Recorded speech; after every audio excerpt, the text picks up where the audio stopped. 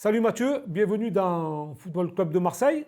Alors ça nous fait plaisir, hein, franchement, de t'avoir un petit peu parce que tu es loin de nous, tu nous manques. Personnellement, et les potes ici, tu nous manques énormément. On va parler un petit peu de ton actualité. Hein, c'est vrai que depuis quelques semaines, tu as retrouvé une place de titulaire et j'ai presque envie de dire que Fenerbahçe a retrouvé son rang. Ouais, bah oui, en tout cas, ça fait plaisir de faire une petite interview avec vous. Après, c'est vrai que ça fait ma deuxième année à Fenerbahçe, où j'ai fait quand même une très belle première année.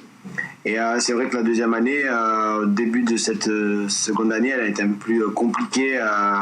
Il y a eu un nouveau coach, il y a eu tout simplement un nouveau président qui est arrivé. Et donc voilà, un peu plus compliqué. J'ai pas trop joué ou peu joué à mon goût. Et c'est vrai que forcément, on était dans une situation aussi compliquée. Et c'est vrai que depuis quelques semaines, j'ai retrouvé le goût de la compétition. Donc, c'est-à-dire un homme heureux. En plus, je me trouve décisif aussi. Je suis décisif pour mon équipe. J'essaye d'aider mon équipe. Donc, je suis très, très content que ça se passe comme ça. Donc, j'espère que ça va continuer.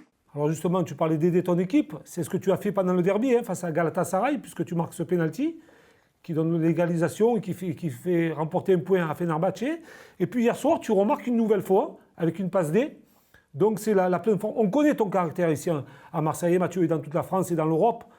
Tu es un gars qui aime avoir une révolte en fait au fond de toi pour prouver que tu es présent et que tu as ta place dans tous les clubs où tu passes.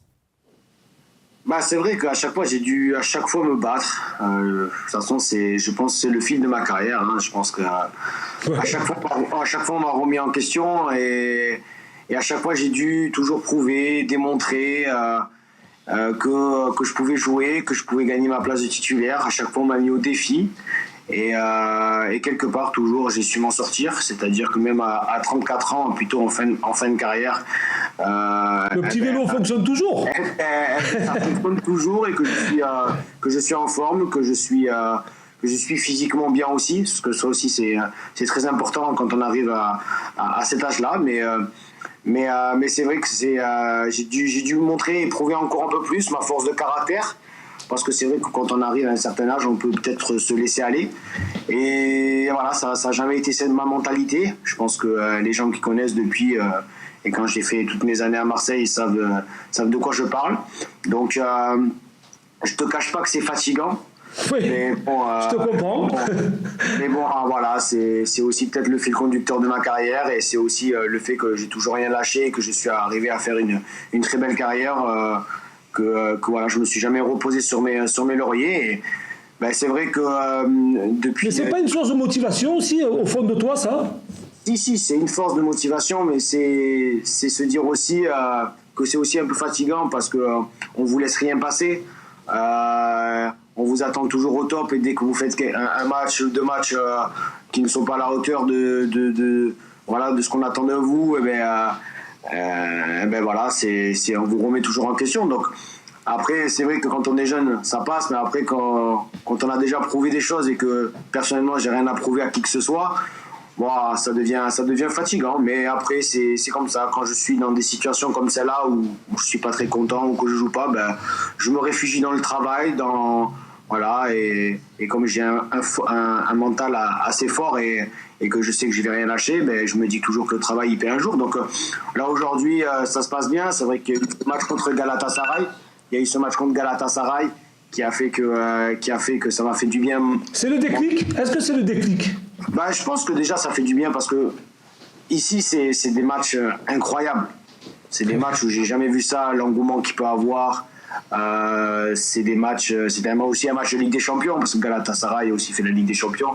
Voilà, c'était en plus à l'extérieur, c'était à Gala, donc c'est des matchs très très très importants. C'est des matchs, franchement, c'est les plus grosses ambiances que j'ai pu voir de ma carrière. Alors justement, excuse-moi Mathieu, tu parles d'ambiance. Est-ce qu'on peut faire une petite comparaison avec le Vélodrome? Parce que c'est vrai que j'ai eu des anciens joueurs et des entraîneurs Gentilgana qui m'expliquaient que c'est un autre monde là-bas. Ouais, mais en plus, c'est vrai que si je peux le comparer, je le compare souvent à même si c'est pas un derby, attention. Hein, bon, Paris-Marseille, quand à un moment donné, c'était... chaud bouillant. Quand on rentrait dans le Vélodrome, Voilà, ça faisait du bruit. Mais là, c'est encore c'est un derby, donc il y a beaucoup de haine. On est dans une ville à Istanbul où il y a beaucoup de supporters de Fenerbahçe, mais aussi beaucoup de supporters de Galatasaray. Et donc ils ont une haine, mais vraiment entre les deux clubs qui est incroyable. Et puis il y a beaucoup de tension, quoi. Donc voilà, c'est vraiment quelque chose qui reste fort. Et vraiment, je suis heureux de découvrir ça dans ma carrière parce que c'est vraiment des gros matchs à vivre. Ouais. Et bon, après voilà, comme je t'ai dit, j'ai eu cette chance-là de pouvoir avoir eu ma chance, qu'on m'a donné cette chance-là. C'est vrai que ça fait 2 semaines que notre entraîneur a été limogé, Philippe Cocu. Et quelque part, on m'a donné cette chance-là et on m'a cette confiance. Et on sait très bien que quand on me donne la confiance, j'essaie de rendre ça sur le terrain. Et puis, ça paie aujourd'hui. Voilà, c'est ça. Ça marche bien. Donc, je suis assez content. Et c'est surtout prendre du plaisir. Je pense que c'est ça le plus important. Oui. Surtout à cet âge-là, Mathieu, c'est vrai qu'à 34 ans, il faut prendre du plaisir plutôt que de donner énormément d'efforts. Alors, je voudrais un petit peu revenir. C'est vrai qu'il y a 2 ex-olympiens avec toi. Il y a André Ayou et Aïsla aussi. Comment ils vont ? C'est vrai que souvent on en reparle un petit peu parce que même je sais que Mauricio il a vraiment eu de très bons souvenirs de Marseille. Bon, Dédé que tout le monde connaît. Oui. On a des années on a joué ensemble et donc non il est aussi content parce que je pense que c'est vraiment une belle aventure de vivre ici parce que c'est quelque chose de totalement différent de ce qu'on peut connaître en France. Donc ils sont vraiment encore plus dans la passion, ils sont encore plus dans l'émotion ici, c'est incroyable. Et puis voilà, quand on est là, on se remémore un petit peu ces années marseillaises, ces belles épopées européennes, les soirs européennes qu'on a vécu qui étaient magiques. Enfin voilà, on se remémore plein de choses et bon, on ne cache pas que Marseille, ça nous manque. Ah ben, je pense aussi, c'est vrai que... Mathieu, on va revenir un petit peu sur l'Olympique de Marseille, bien sûr, puisque tu en parlais. Ton point de vue de l'extérieur un petit peu, je sais que tu regardes tous les matchs de l'OM. Qu'est-ce que tu en penses aujourd'hui ? En sachant qu'il y a eu des fêtes hier soir aussi, en Europa League, et que l'OM est éliminé. C'est vrai qu'ils sont en grande difficulté, parce que déjà, tout simplement... ça fait 4 matchs d'affilée, 4 défaites. Sachant qu'à Marseille, c'est compliqué. Et j'avais vu le match contre Paris où ils avaient fait quand même une bonne partie. Mais pour moi, les défaites encourageantes, j'y crois pas trop. Je suis de ton avis.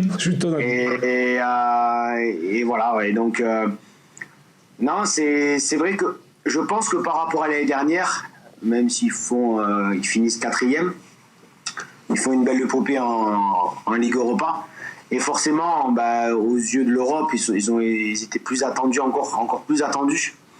Et c'est dur de pouvoir confirmer. Et là, on voit que c'était quand même une poule qui était à leur portée, je pense, pour sortir. Et au final, voilà, ils sont éliminés au bout du 4e match. Donc c'est très décevant. Après, ils ont fait. Il y a un nouveau projet. Mais moi, ce que je trouve, c'est que si on regarde ces 3-4 dernières années de l'OM, je trouve que l'OM n'a pas énormément progressé. Voilà. Oui, alors on va me dire, ils ont fait une finale de Ligue Europa, mais une finale de Ligue Europa, si tu la gagnes pas, ça sert à rien. Dans 2 ans après, tout le monde l'oublie. Oui. Et c'est ça qui me dérange un peu. Alors c'est vrai, il y a un nouveau projet, il y a un OM Project, mais derrière, qu'est-ce que ça fait est-ce que ça progresse? Mais Mathieu, aujourd'hui j'ai été étonné, et je respecte beaucoup, je l'ai vu il n'y a pas si longtemps, Valère Germain, que j'apprécie beaucoup, que ce soit Mitroglou, mais à un moment donné, Marseille a besoin d'un grand numéro 9, d'avoir on a toujours eu ça. Je pense que Marseille a toujours connu des buteurs, des grands buteurs, chose que Marseille n'a pas, parce que je pense que derrière il y a de la qualité offensive. Et puis voilà, ils ont fait des recrutements comme très moi qui étais très bien, très content quand il y a eu Gustavo qui est arrivé, mais je trouve que cette équipe ne progresse pas. Voilà. Alors, elle peut avoir des réactions d'orgueil formidables, elle peut avoir un caractère fort, des fois on l'a vu sur certains matchs, mais je trouve que depuis quelques années, quand il y a un OM Project, je pense que c'est fait pour que ce projet-là, même si tout de suite il faut que la mayonnaise prenne, mais je trouve que sur la durée, on voit pas un OM qui progresse, que ce soit au niveau classement, que ce soit au niveau gagner quelque chose. Au niveau du jeu surtout, Mathieu, c'est la proposition du jeu qui est importante aussi. Ouais, mais ce qu'on retient aussi, c'est combien elle a fini, combien aussi ce qu'elle a gagné. Même si je sais qu'aujourd'hui il y a Paris, c'est beaucoup plus compliqué. Et au niveau du jeu, tu ne la vois pas progresser aussi. Alors moi, c'est ça qui m'inquiète un peu plus. Et je regarde des matchs quand je vois qu'on comprend. Enfin, j'allais dire comprend. Hein, je m'inclus dedans. Mais ce que je veux dire, c'est que quand je vois ce match contre 3-0 contre Marseille, je vois quand elle est dans la difficulté, je vois pas vraiment de leader. Je vois. Voilà, tout le monde baisse les bras. En fait, c'est ce qu'on reproche aujourd'hui à cette équipe de l'Olympique de Marseille, c'est qu'il n'y a pas de leader, c'est qu'il n'y a pas de meneur, en fait. Je le vois dans un aspect extérieur de tout ça. Voilà, je suis à l'extérieur de tout ça, donc moi, c'est ce que je perçois là, quoi. Après, il y a eu des matchs où ils ont été très bons. Je parle notamment de l'année dernière, où ils ont eu vraiment des belles réactions d'orgueil, où ils ont fait quand même vibrer les supporters. Mais je trouve dans la globalité, depuis ce OM Project, je trouve que j'ai ce sentiment-là, quoi. Mais justement, les dirigeants se sont quand même avancés pour cette saison en disant qu'il fallait finir dans les 3 premiers pour faire la Ligue des Champions. Sinon, le club n'avancerait pas, comme tu viens de dire. C'est un projet ambitieux, mais est-ce qu'ils vont pouvoir le respecter suite un petit peu à toutes ces performances? On sait qu'actuellement, il y a quand même des remous, et tu connais bien Marseille, tout aussi bien que nous ici dans la région. Comment il va falloir le gérer, toi qui as vécu? Qu'est-ce que tu ferais si tu étais dans cette équipe, dans cet effectif aujourd'hui?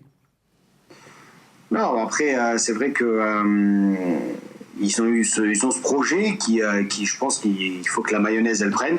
Mais là maintenant, ça fait combien maintenant? Ça fait 2 ans, plus de 2 ans, ça va faire. Plus de 2 ans qu'ils ont repris ce projet-là. Et voilà, ils ont promis de pouvoir être en Ligue des Champions et puis en plus aussi de faire bonne figure en Ligue des Champions. Mais bon, ça me paraît compliqué là aujourd'hui de garantir qu'aujourd'hui tu vas finir dans les 3 premiers, alors qu'en plus la 3e place elle est peut-être pas. Voilà, c'est compliqué quoi. Surtout l'indice UEFA, oui, effectivement. Voilà, l'indice UEFA. On voit que les clubs français sont en grande difficulté aussi. Donc. Là aujourd'hui c'est compliqué, c'est compliqué et donc voilà, j'espère qu'ils vont rebondir. Là on voit que même des clubs qui je pense n'ont pas un effectif beaucoup plus fort que l'OM comme Lille, Montpellier, aussi carburent, qui sont là, peut-être qu'ils tiendront pas la cadence, mais est-ce que c'est pas une question de mentalité aussi? Oui, de force mentale en fait. Oui, après je pense qu'il faut avoir des ressources. Avoir aussi du talent, mais il faut avoir des ressources mentales, des ressources, vraiment du caractère. Et des fois, je vois qu'il n'y a pas assez peut-être de leaders. Et c'est vrai que quand on est supporter de l'OM, et en plus il marche avec la passion, et de se dire que ce projet n'avance pas comme eux ils voudraient ou comme l'OM devrait avancer, quoi. Et c'est ça qui est dommage, parce que je pense qu'il y avait beaucoup d'espoir des supporters. Mais quand vous arrivez là et que vous n'avez pas un numéro, enfin moi ce qui m'a un petit peu le plus choqué, c'est pas pour je ne remets pas en cause, mais c'est vrai que le match le plus important de l'année, c'est OM Paris. Et vous arrivez dans ce match-là et vous jouez avec aucun numéro 9. Ouais, tout le monde s'est posé la même question. Donc, voilà, donc à un moment donné, tu te dis, c'est ton match le plus important de ta saison, parce que déjà, par rapport aux supporters, par rapport au contexte de ce match que tout le monde connaît, le Classico, et tu arrives ce match, tu joues sans numéro 9. Alors, c'est pas pour dire, peut-être ça aurait marché ou quoi que ce soit, là, c'est pas une remettre en cause, mais voilà un petit peu la finalité. C'est un manque d'ambition. Tu penses que c'est un manque d'ambition de jouer sans numéro 9? Un manque de force. Pas sur ce match, mais peut-être, je sais pas, peut-être que s'il y aurait eu peut-être quelqu'un d'autre qui voilà, aujourd'hui, il faut, voilà, avec à l'OM, il faut des. Et je pense qu'il faut avoir un peu plus et avoir un grand attaquant à l'OM. Après, c'est clair que c'est pas donné, mais voilà, je pense que c'est pas suffisant et je pense que peut-être qu'ils ont investi peut-être dans d'autres secteurs de jeu qui, je pense, moi, c'était pas nécessaire. Je pense que c'est un attaquant parce que quand vous laissez filer Bafé Gomis qui vous assure au moins 15-20 buts dans la saison, bon, c'est compliqué de le remplacer. Et puis on l'a vu l'année dernière. Donc voilà, après c'est vrai que c'est pas donné, le marché est compliqué, mais Mathieu, tu me dis que c'est pas donné, je veux bien te croire, mais le recrutement qu'on a fait, là on va parler de l'avancante puisqu'on discute de l'avancante, Mitroglou, ça a été plus cher que Bafé Gomis. Ouais, donc pourquoi ne pas garder un garçon qui est meilleur buteur du championnat de France de Ligue 1 et qui a de la mentalité et qui traînait son équipe et qui était un leader d'équipe pour vouloir faire un chamboulement en fait. Ouais, après, on sait très bien que quand vous prenez quelqu'un à la dernière minute de mercato, vous payez le prix fort. Voilà, après, j'espère que jusqu'à décembre, que l'OM redressera la barre. Déjà, il y aura un match contre Dijon. Ça sera, je pense, dans un petit contexte un peu particulier parce que les supporters aussi attendent ça. Et puis, je pense aussi, au-delà de la victoire, attendent, on va dire, du jeu. Voilà. Et je pense la manière. Et puis voilà, confirmer et que avant décembre, qu'ils se retrouvent dans une bonne position parce que l'Europe, ça sera fini. Et puis voilà, faire bonne figure. En t'écoutant, là, Mathieu, on voit que tu as vraiment le cœur marseillais. Hein. C'est ton cœur qui parle. On le ressent dans tes paroles. Et même si je suis parti, je suis tous les matchs et Marseille reste quelque chose de particulier pour moi. Je l'oublierai jamais. Hein. Alors, on va venir un petit peu sur l'épisode de Lyon. C'est vrai que quand tu es parti et que tu as signé à Lyon, ça a fait une bombe, hein, en fait. Alors, tu te retrouvais dans un contexte un peu difficile. Une nouvelle fois, comment le gérer ? Après, c'est vrai que j'étais en Russie. Je l'avais expliqué, j'étais en Russie. Et c'est vrai que j'étais dans une situation difficile en Russie. Ma première année, très bien. Après, il y a eu un changement de présidence pour la deuxième année. Et il n'y avait plus trop d'argent dans les caisses, on va dire. Et donc, j'étais obligé un petit peu de partir. Et c'est vrai que j'ai eu cette proposition de Lyon qui était difficile de refuser. Et donc voilà, après, c'est vrai que j'ai eu un accueil très particulier. J'ai eu même des fois, ça a été au-delà de ça. Et il y a eu des fois aussi de la haine. Maintenant. C'est pas ce qu'a voulu nous dire, c'est comme d'habitude, quoi. Ouais, après, comme j'ai dit, je l'ai pris positif. Je l'ai pris, même si ça fait pas toujours plaisir, mais je me dis que si les gens ont eu des réactions comme ça, c'est que j'ai été très important pour eux, que je les ai pas laissés indifférents. Donc quelque part, ce que j'ai envie de dire, c'est que moi, avec Marseille, j'ai jamais triché. J'ai toujours mouillé le maillot. Beaucoup de joueurs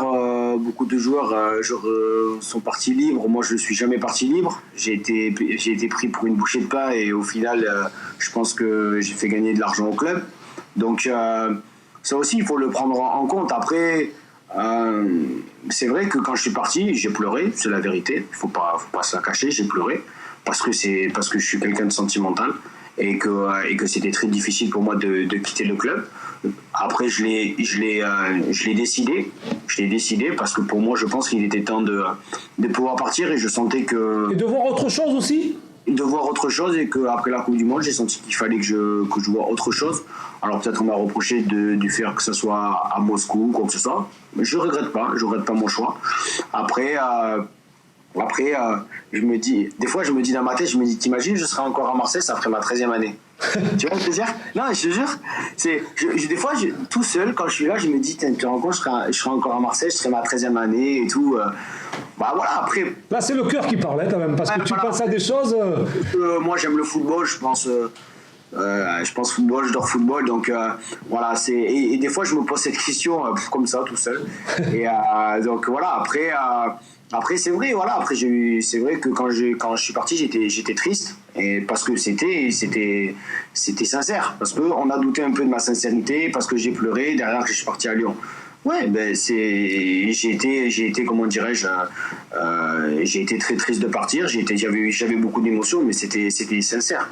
Ça fait partie du métier aussi. C'est le métier de footballeur aussi, malheureusement. Après, je peux comprendre qu'il y a eu de la déception, qu'il y a eu des fois un petit peu de colère. Mais je trouve que voilà, il faut pas oublier ce que j'ai pu apporter au club. Je suis resté quand même pas mal de temps. J'ai été aussi voir, j'étais avec. Je sais que Bielsa, j'ai discuté longuement avec lui, je me rappelle avec Manu Amoros, qui était un petit peu son bras droit à l'époque, et que lui voulait me garder, mais j'avais pris cette décision-là. Donc voilà, après. Et puis j'ai senti aussi que avec Marseille, on allait avoir des difficultés dans les années qui arrivent. Et puis voilà, je suis parti, et puis après. Tu as senti que c'était le bon moment, en fait. J'ai senti pour moi que c'était le bon moment. Après voilà, je voulais pas faire une année de trop, je voulais pas. C'est vrai que ma dernière année, ça n'a pas été une de mes plus grandes saisons à l'OM. Il y avait la Coupe du Monde. On a pensé aussi que je me suis reposé avec Marseille pour être mieux à la Coupe du Monde, mieux à l'équipe de France. Donc voilà, il y a bien une chose qu'on ne peut pas te reprocher, Mathieu, c'est de tricher. Ça, c'est pas possible.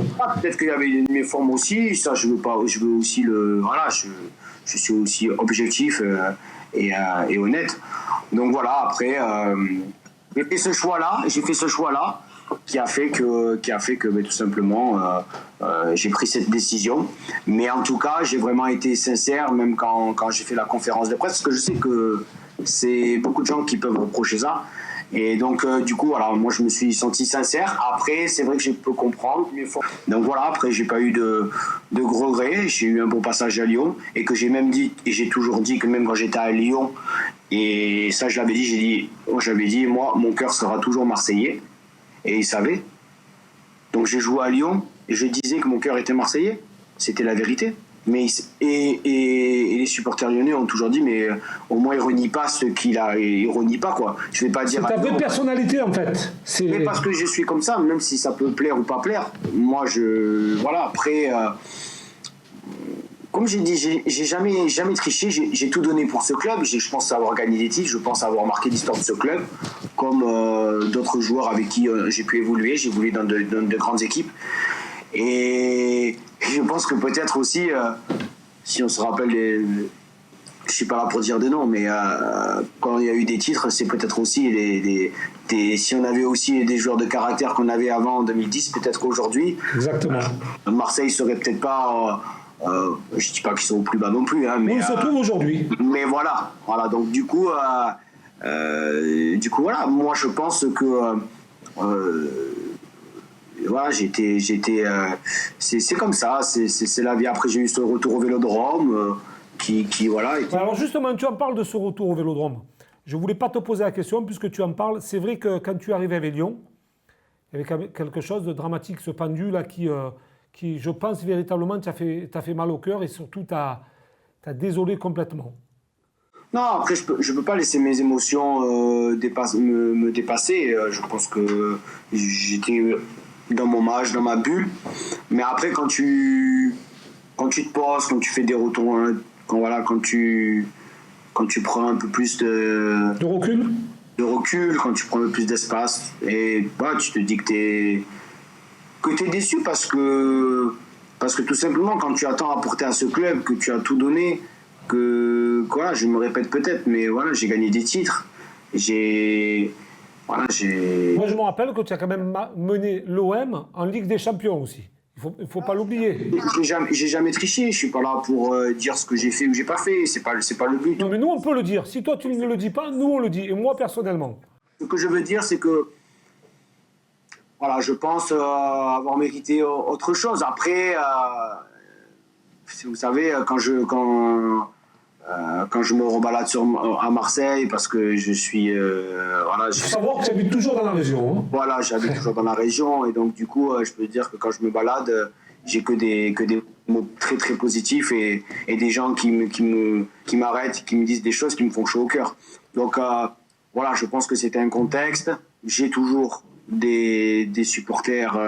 Tu as toujours des amis, des personnes avec qui tu communiques? Ouais, oui, j'ai toujours des supporters avec qui je communique, un groupe de supporters. Donc voilà, je sais ce que j'ai fait. Je pense que ne pas avoir triché, j'ai avoir tout donné pour ce club et je pense qu'aussi c'est rare d'avoir des joueurs comme ça. Donc si maintenant on siffle ces joueurs-là, c'est difficile quoi. Donc voilà. Mais après voilà, je suis passé à autre chose par rapport à cet événement de Lyon. Mais c'est vrai que sur le moment, c'est pas toujours évident, mais c'est comme ça, on avance. C'est bien, il faut toujours avancer. Mathieu, je voudrais te parler un petit peu de tes entraîneurs, tes ex-entraîneurs. Je parle de Bielsa, je parle de Guéretz. Quelle image tu gardes d'eux, de leur travail, de leur personnalité? Ce qu'ils t'ont apporté en plus? Oui, c'est vrai que j'en ai plusieurs à l'OM.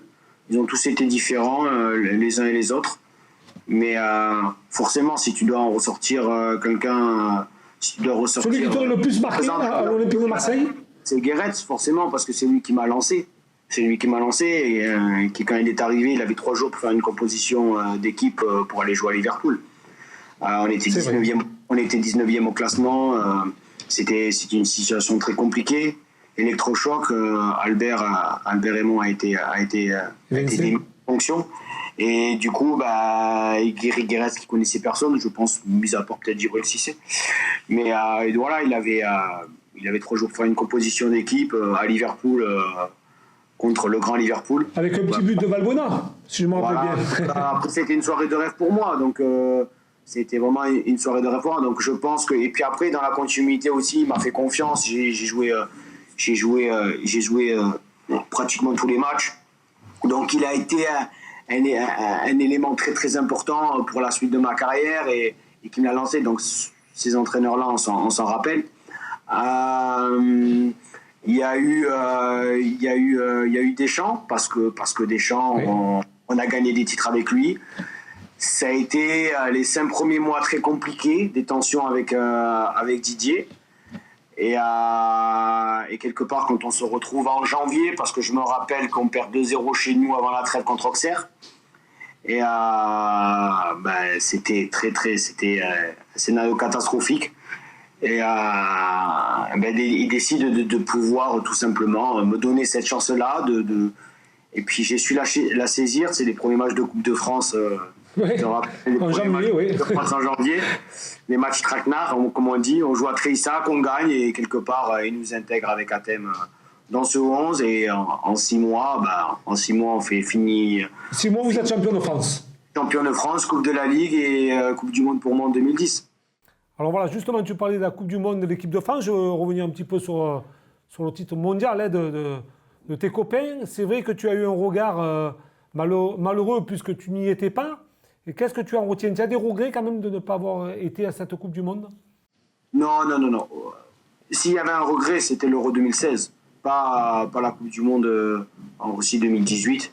J'étais vraiment très très heureux pour cette génération qui est très talentueuse, qui nous a pas forcément procuré un football de rêve, mais aujourd'hui ce qu'on retient, c'est qu'ils ont eu une force de caractère incroyable. Personne n'aurait parié un penny sur l'équipe de France, il faut être honnête, moi le premier, mais a su se montrer terriblement efficace. Et Didier, c'est un meneur d'hommes. C'est un meneur d'hommes. Il a su aussi tout simplement former un groupe. Est-ce qu'il a su former un groupe? Oui, il a su mettre dans une bulle. Et c'est là où il est très fort. C'est qu'il a su former un groupe parce que je pense qu'aujourd'hui, le plus important dans des compétitions comme ça, c'est plutôt les remplaçants que tes titulaires. Oui. Et je pense que quand tu vis plus d'un mois, on va dire, au quotidien ensemble, il faut savoir gérer un groupe, savoir qui tu vas prendre. Peut-être pas les plus talentueux. On a pu le voir aussi, le moment j'ai fait la Coupe du Monde en 2014 au Brésil. On a vécu des moments extraordinaires. Mais je pense que le fait de 2018, pour moi, je pars du principe que j'ai emmené, et les gens qui n'ont pas été aussi, on a tous emmené notre pierre à l'édifice. Parce que je pense que depuis 2014... Est-ce que c'est vous qui tracez un petit peu le chemin aussi de cette équipe de France? Il y a eu l'Euro 2012 avec Laurent Blanc, où ça ne s'est pas bien passé, il y a eu beaucoup de problèmes aussi. Didier a repris derrière pour faire après la Coupe du Monde. Je pense qu'on a eu le déclic a été ce fameux match contre l'Ukraine, où tu perds 2-0 là-bas et tu reviens 3-0. Il y a eu un déclic avec les supporters, avec tout ça. Et je pense que depuis cette période, l'équipe de France a été en éternelle progression. Voilà, elle a fait la 2014, les supporters ont été enchantés parce qu'elle est restée sur une Coupe du Monde 2010 catastrophique par rapport à... Et derrière, il y a eu un quart de finale. Derrière, il y a eu une finale de l'Euro 2016 et il y a eu ce sacre en 2018. Donc je pense que l'équipe de France a été en progression constante. Et je trouve que, moi je me dis que quand Didier a pris les rênes, j'y étais et j'ai fait jusqu'en 2015. Et voilà, je peux dire que j'ai amené ma pierre à l'édifice pour derrière que ça fasse ce sacre à Moscou. En fait, vous les avez mis sur le bon chemin, sur la bonne route. Ouais, on va dire ça. On les a mis sur le bon chemin, on leur a dit voilà, allez-y. Et là, tu penses que cette génération, notamment il y a beaucoup de jeunes, est-ce que cette génération-là a un bel avenir? Ouais, elle a un bel avenir. Maintenant, le plus dur commence, je pense, parce que quand tu as le statut du champion du monde, tout simplement, tu es attendu encore partout. Ça ne sera pas évident, même contre des petites nations, parce que maintenant, aujourd'hui, il n'y a plus de petites nations.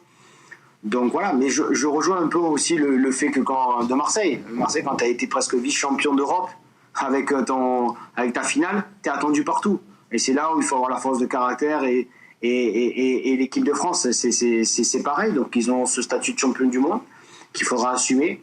Et aujourd'hui, les gens, qu'est-ce qu'ils te disent? Ils te disent maintenant, il faut confirmer, il faut gagner l'Euro.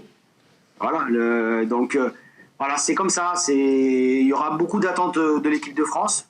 Et moi, je pense que pour moi, le plus dur commence pour eux. Alors, si tu devais faire passer un message aux supporters marseillais, aux Olympiens, à tous les fans de l'Olympique de Marseille, qu'est-ce que tu leur dirais aujourd'hui? Déjà que j'espère que l'équipe va vite tout simplement regagner, retrouver. Moi je pense qu'aujourd'hui ce que je souhaite vraiment à tous les supporters et à l'institution olympique de Marseille, et c'est ce que tout le monde attend, c'est qu'elle retrouve la Ligue des Champions. Eh bien écoute, on va terminer sur ces belles paroles, Mathieu. Merci d'avoir été avec nous sur Football Club de Marseille. Écoute, et on espère que quand tu descendras dans notre région, dans ta région, tu viendras nous rendre visite ici au studio. Avec plaisir. Matt, merci beaucoup. On t'embrasse bien fort. À plus. Merci, ciao. ciao.